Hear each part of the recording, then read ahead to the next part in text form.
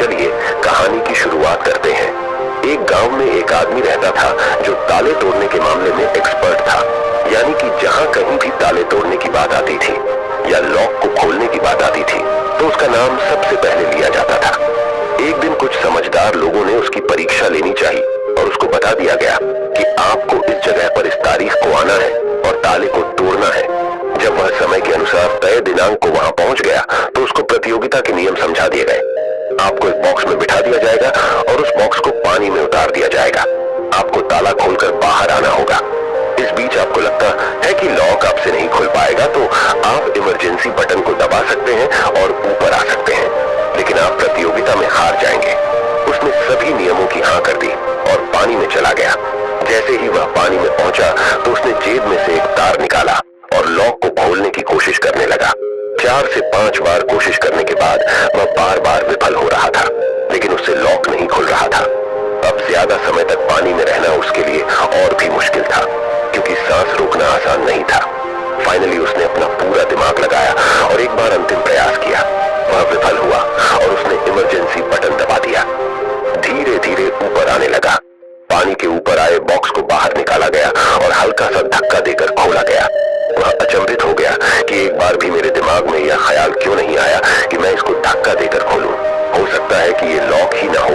तो यही होता है, जब हम भी बहुत ज्यादा सोचते हैं तो इसका खामियाजा हमें भुगतना पड़ता है। कभी कभी ना सोचने से भी जवाब मिल जाता है। इसलिए किसी ने कहा है कि जो कुछ नहीं करते वह कमाल करते हैं। जी हाँ दोस्तों, ये बात बिल्कुल सही है। कभी कभी दिमाग को जब हम शांत रखते हैं और ठंडे दिमाग से सोचने की कोशिश करते हैं तो हमें बेहतर समाधान मिल जाता है। अब हम आपको बताएंगे कि ज्यादा सोचने की यह बीमारी के मुख्य कारण क्या है, जिससे आपको ज्यादा सोचने की बीमारी हो जाती है। अत्यधिक सोच के कुछ मुख्य कारण। पहला कारण, वर्तमान से ज्यादा भूतकाल या भविष्य के बारे में ज्यादा चिंता करना। आप जो काम अभी कर रहे हैं उससे ध्यान हटाकर अपना ध्यान बीते हुए समय या आने वाले समय पर लगाएंगे तो आप ओवर थिंकिंग के शिकार होते जाएंगे। दूसरा कारण, काम का ज्यादा तनाव होना। जब वर्कलोड ज्यादा होता है तो दिमाग भी तेजी से चलने लगता और यह तनाव का रूप ले लेता है और दिमाग में वो विचार भी आने लगते हैं तो काम से संबंधी नहीं है और लोग ओवर थिंकिंग के शिकार हो जाते हैं। तीसरा कारण, डर का बना रहना। जब व्यक्ति के अंदर डर होता है, जैसे नौकरी छूट जाने का डर, प्रमोशन न होने का डर, काम में असफल हो जाने का डर, पैसे न मिलने या डूब जाने का डर, व्यक्ति इस डर को लेकर कल्पना करता रहता है। भले ही ऐसा न होने वाला हो, लेकिन धीरे धीरे यह डर उसे जरूरत से ज्यादा सोचने पर मजबूर कर देता है। चौथा कारण, कॉन्फिडेंस की कमी। जब व्यक्ति में किसी काम को करने के प्रति उलझन बनी रहती है तो कॉन्फिडेंस कम होता जाता है, जिसके चलते नकारात्मक विचार दिमाग को घेरना शुरू कर देते हैं और व्यक्ति ज्यादा सोचना और चिंता करना शुरू कर देता है। पांचवा कारण, चीजों के बारे में सकारात्मक से ज्यादा नकारात्मक विचार। जब व्यक्ति छोटी छोटी बातों के नकारात्मक पहलू के बारे में ज्यादा सोचना शुरू कर देता है तो धीरे धीरे व्यक्ति ओवर थिंकिंग का शिकार होता जाता है। क्या ओवर थिंकिंग यानी अत्यधिक सोच से छुटकारा पाया जा सकता है?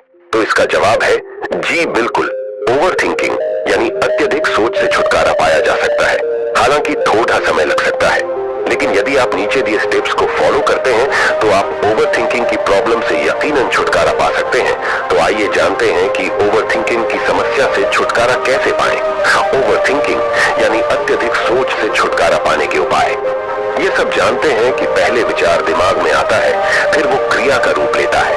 हमें कोई भी काम सोच समझ कर करना बहुत जरूरी है, पर किसी काम को लेकर जरूरत से ज्यादा सोचना और वो बातें भी सोचना जो काम से संबंधित नहीं है, आपको और आपके काम दोनों को नुकसान पहुंचाता है। तो थिंकिंग प्रॉब्लम नहीं है, बल्कि ओवर थिंकिंग प्रॉब्लम है और इसे कम करना जरूरी है। तो आइए जानते हैं ओवर थिंकिंग यानी अत्यधिक सोच से छुटकारा या कम करने के उपायों का। पहला उपाय, स्वीकार करें कि आप जरूरत से ज्यादा सोचते हैं। इस बात को मन से स्वीकार करें कि आप ज्यादा सोचते हैं और आपको ऐसा नहीं करना है। जब आप इस बात को स्वीकार कर लेंगे तो आप इससे छुटकारा पाने के लिए अपने आप को तैयार कर लेंगे। आप ओवर थिंकिंग को लेकर जागरूक हो जाएंगे। जब भी आपको लगे कि दिमाग में फालतू विचार चल रहे हैं, तुरंत उसे वहीं रोक दो और ये सोचना शुरू करो कि आपने सोचना कहां से शुरू किया था।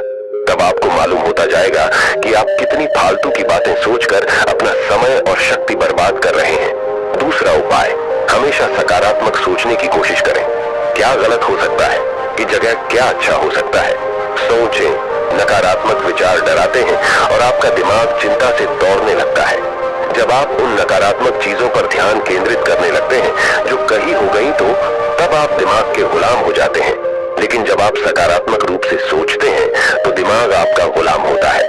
सकारात्मक रहने का मतलब यह नहीं है कि आप चीजों के सिर्फ एक पहलू को देखें, बल्कि सही और गलत दोनों पहलुओं को देखना जरूरी है। पर केवल नकारात्मक सोचना या ज्यादा नकारात्मक विचार आपको अनुचित सोचने पर मजबूर कर देते हैं। तीसरा उपाय, योग, ध्यान और व्यायाम करें। योग, ध्यान और व्यायाम मस्तिष्क और शरीर को स्वस्थ रखते हैं। ध्यान काफी लाभदायक है, इसे अपने जीवन का हिस्सा बनाएं। चौथा उपाय, वर्तमान क्षण में जीने की कोशिश करो। कभी कभी लोग बीती हुई बातों या घटना के बारे में ही सोचते रहते हैं और तनाव में आ जाते हैं। इसी प्रकार जो समय आने वाला है उसे लेकर भी इतनी चिंता करते हैं कि तनाव में रहते हैं। तनाव में दिमाग हावी हो जाता है और फालतू बातें सोचने लगता है। जो समय बीत गया है उससे सीख लो, जो आने वाला है उसकी तैयारी करो। लेकिन ये आप तभी कर सकते हैं जब आप वर्तमान में रहें। इसलिए आप जो अभी कर रहे हैं तो पूरा ध्यान उसी पर लगाओ। पांचवा उपाय, जो बात आपको परेशान कर रही है उसे लिख लें। आपके सोचने के तरीके और आपके महसूस करने के तरीके के बीच एक मजबूत संबंध है। आपके सोचने का तरीका आपकी भावनात्मक स्थिति को प्रभावित करता है और आपकी भावनात्मक स्थिति आपके सोचने के तरीके को प्रभावित करती है। तो जो बात आपको परेशान कर रही है उसे लिख लें। अब उस बात के बारे में यह लिखें कि यह आपको क्यों परेशान कर रही है। अब अपने आप से प्रश्न करें कि क्या इस समस्या का हल परेशान रहना है। यदि नहीं तो उसका हल ढूंढे, और यही इसका कोई हल नहीं है तो परेशान रहने और सोचते रहने से क्या होगा। जब धीरे धीरे आप ऐसे करेंगे तो इस चीज की आपको आदत पड़ी ढहती जाएगी और आप अनावश्यक सोचना बंद कर देंगे। छठा उपाय, अपनी भावनाओं का नियंत्रण रखो। भावनाओं पर नियंत्रण रखने का मतलब यह बिल्कुल भी नहीं है कि आप अपनी भावनाओं को दबाएं, लेकिन आपको अपनी भावनाओं पर नियंत्रण रखना होगा। जब आप अपनी भावनाओं पर नियंत्रण रखते हैं तो हकीकत को देख पाते हैं। अनियंत्रित भावनाएं दिमागी विचारों को बेफजूल गति प्रदान करती हैं। सातवां उपाय, चिंता नहीं चिंतन करें। चिंता ओवरथिंकिंग को जन्म देती है और चिंतन क्रिएटिविटी को जन्म देता है। फालतू सोचने की जगह कोई कहानी, कोई लेख, कविता या कुछ रचनात्मक सोचें। आठवां उपाय, अपने पसंद की चीजें करें। जब भी आप फ्री हो तो कोई भी ऐसा काम करो जिसे करना आपको अच्छा लगता हो। किताबें पढ़ें, गाने सुने, गाने गाएं, घूमने जाएं।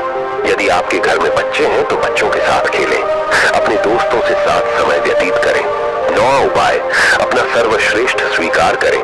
जब आप ज्यादा सोचते हैं तो न चाहते हुए भी आप नकारात्मक बातें सोचते हैं और अपने आप को औरों से कम आंकने लगते हैं। याद रखें, कोई भी परफेक्ट नहीं होता। जो आप हैं, आप जैसा कोई नहीं है।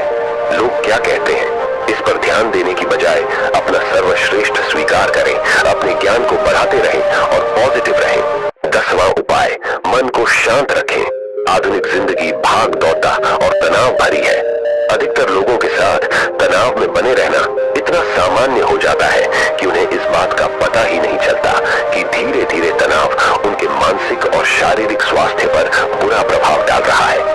जब मन अशांत होता है तब नकारात्मक और बेफिजूल के विचार हमारे दिमाग में घर करने लगते हैं। यदि आप ओवरथिंकिंग से छुटकारा पाना चाहते हैं तो अपने मन को शांत रखें।